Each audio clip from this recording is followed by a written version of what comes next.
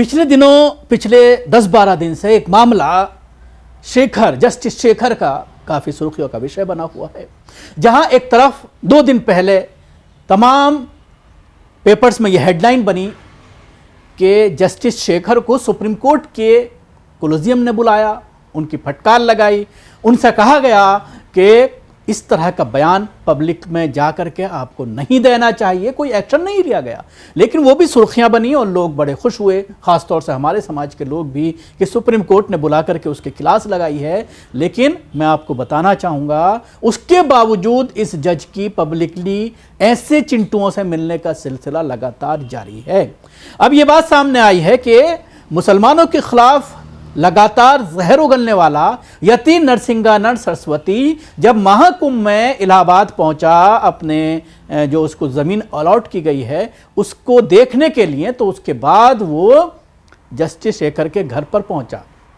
घर पर पहुंचने के बाद उसने उनसे मुलाकात की, उनके बयान को लेकर के पीठ थपथपाई और ये कहा कि इस तरह का बयान, किस पर कोई आपत्ति नहीं होनी चाहिए और आपको इस तरह के बयान आगे जारी रखने चाहिए। अब सवाल यही है कि सुप्रीम कोर्ट में बुलाए जाने के बाद, फटकार लगाए जाने के बाद भी अगर कोई असर नहीं होता, तो उससे आप अंदाज़ा लगा सकते हैं कि जुडिशियरी किस तरह से मनमाने तरीके से अब अपने हिसाब से काम कर रही है।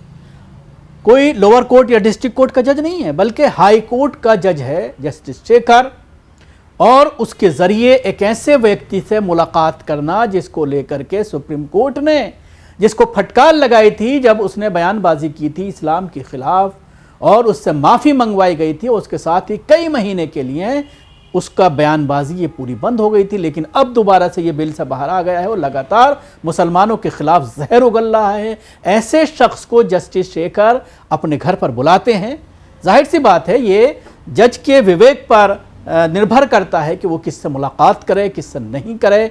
यति नरसिंहानंद जो हमेशा सुर्खियों में रहता है मुसलमानों के खिलाफ जहर उगलने के मामले में, उससे वो उसको टाइम देते हैं मिलने का और उससे मुलाकात करते हैं, बैठ करके चाय पानी होता है और उसके बाद बाहर आने के बाद यति नरसिंहानंद बयानबाजी करता है कि मेरी उनसे मुलाकात हुई और मैंने उनके बयानों की सराहना की और ये कहा कि इस तरह के बयानात ऐसे लोगों के जरिए सामने आते रहने चाहिए ताकि हिंदुत्व जो है वो आगे बढ़े।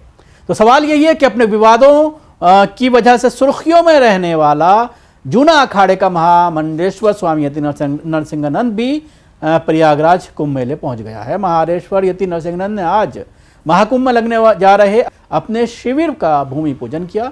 इससे पहले उन्होंने विश्व हिंदू परिषद के कार्यक्रम में शामिल होकर आपत्तिजनक बयानबाजी करने वाले इलाहाबाद हाई कोर्ट के जस्टिस शेखर कुमार यादव से घर जाकर उनसे मुलाकात की। उन्होंने जस्टिस शेखर यादव को न सिर्फ आशीर्वाद दिया बल्कि उनके बयान पर सहमति जताते हुए इसका खुलकर समर्थन भी किया। उन्होंने कहा कि जस्टिस शेखर यादव ने एक निष्पक्ष और बेबाक न्यायाधीश की मिसाल पेश की है। उन्होंने अपनी ये बेबाकी आगे भी जारी रखनी चाहिए। हालांकि उन्होंने संघ प्रमुख मोहन भागवत के बयान को लेकर अपनी असहमति भी जताई।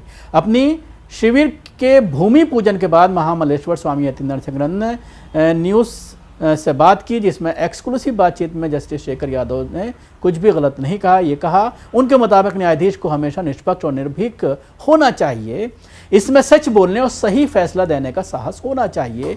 स्वामी यति नरसिंहानंद ने कहा कि जस्टिस शेखर यादव ने ये काम करके अनूठी मिसाल पेश की है। मैंने उनके घर जाकर उन्हें अपना आशीर्वाद दिया और साथ ही उन्हें ये संदेश भी दिया है कि सच बोलने से उन्हें कतई पीछे नहीं हटना चाहिए। उनके मुताबिक सच बोलने वाले को हमेशा ही घेरा जाता है, उसकी राह में रोड़े अटकाए जाते हैं। जैसे शेखर यादव के साथ भी यही हो रहा है। महामल्लेश्वर यति नरसिंहानंद संघ प्रमुख मोहन भागवत के उस बयान को लेकर असहमति जताई है जिसमें उन्होंने मस्जिदों के नीचे मंदिर खोजे जाने को गलत बताया था। स्वामी नरसिंहानंद ने कहा है कि इतिहास गवाह है कि मुस्लिम आक्रामकताओं ने तमाम मंदिरों को तोड़कर वहीं मस्जिद का निर्माण कराया था। ये देश के मुसलमानों की जिम्मेदारी है कि वो ऐसी जगहों को खुद ही छोड़ दें, क्योंकि ऐसी जगहों पर उनकी नमाज या इबादत कबूल नहीं होती।